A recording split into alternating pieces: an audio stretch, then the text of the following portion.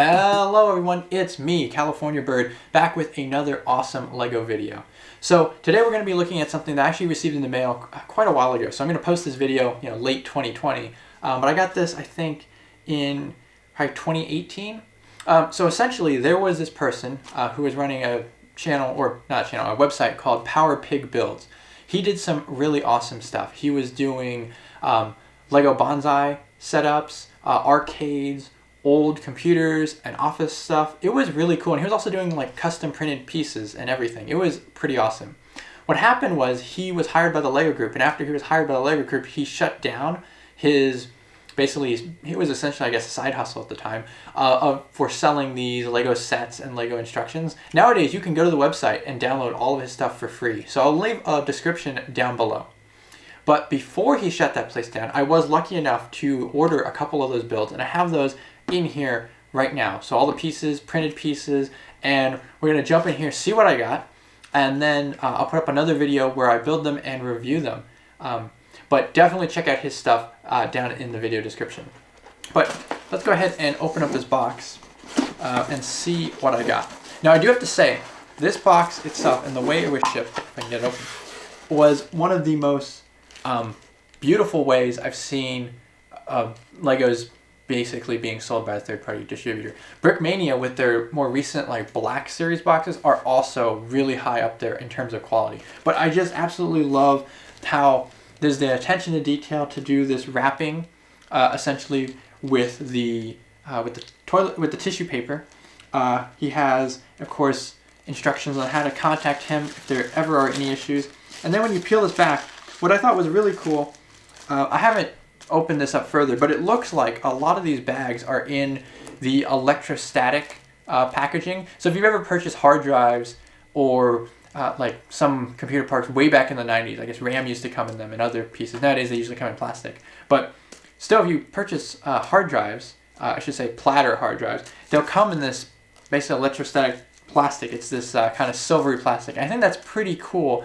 We'll see if that's true as we pull this out, but it would be cool because I ordered a bunch of his basically old computer stuff, as you can see by the Desktop Byte edition. So let's go ahead. I'll pull that out. So it looks like, yeah, there's an office chair in here as well, and then of course the My Old Desktop Byte edition.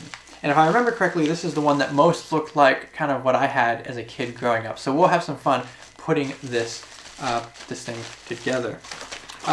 Going through the box further, I did get, of course, some other pieces. I got some static TV screens. So I got these prints because I can find the parts, the generic LEGO parts, to put together, his old TVs or his old gaming setups or old game consoles. But what I would not be able to have are these awesome printed bricks. So basically some static for a TV. Let's see. There's also some printed pieces for essentially the old DOS command line. I think that would be most like DOS, but essentially old, 80s essentially terminal inputs. So that's what computers used to be. For those of you who are super young watching this channel, it was just type everything in. There was no GUI. There's no pretty pictures. It was just text, green text on a screen. I'm a little bit younger than that, to be fair. I grew up mostly with GUIs. My first computer I used was I think it was a DOS 3.0 machine. So that one did have a text interface, if I remember correctly. But I was very young. I very quickly, I think the first one I really used heavily would have been it was a Mac OS. I think it was probably like OS 7, OS 6, which did have a GUI, and also Windows 95, which of course also had a GUI. So that kind of dates me as far as when I started using computers. Some other items that I got from Power Pig Builds, which were really awesome, are these small little, they kind of look like CPUs. They look like the old, is it 8086, I think? Basically old microchips or micro ICs that you'd have on motherboards or on various, of course, or daughter boards, etc. Some other items I got a collection of 5 1/4 inch floppies.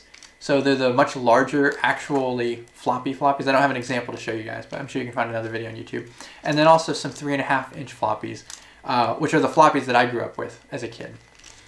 And then finally, to wrap this all up, I also got some reel-to-reel tape spools. So back in the day, we used to have magnetic tape as a storage device. I mean, most people probably, or a lot of people probably remember VHSs. But even before then, they had these huge, I think they were probably 1.5 feet in diameter, maybe a little bit less, reels of film, which is what they used to use, in TV studios and whatnot. And then also a rotary dial for an old rotary phone, should I want to put one inside of some build going forward. And that's basically everything that I got from PowerPig build. So I'm going to basically utilize some of these smaller parts and put them together into some kind of like office scenery. I do have a lot of city sets. If you look through my unboxing, I have tons of those modular buildings. So I want to add some kind of like 80s life to it almost. A lot of the modulars seem to be based in the 50s, kind of want to update them and push them up to the 80s with these.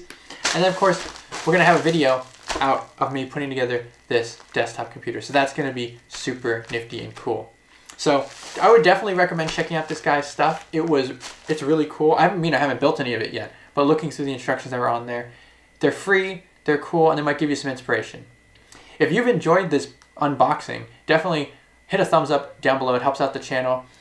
Subscribe if you want to see more unboxings, or if you want to see when I post making this set and reviewing it.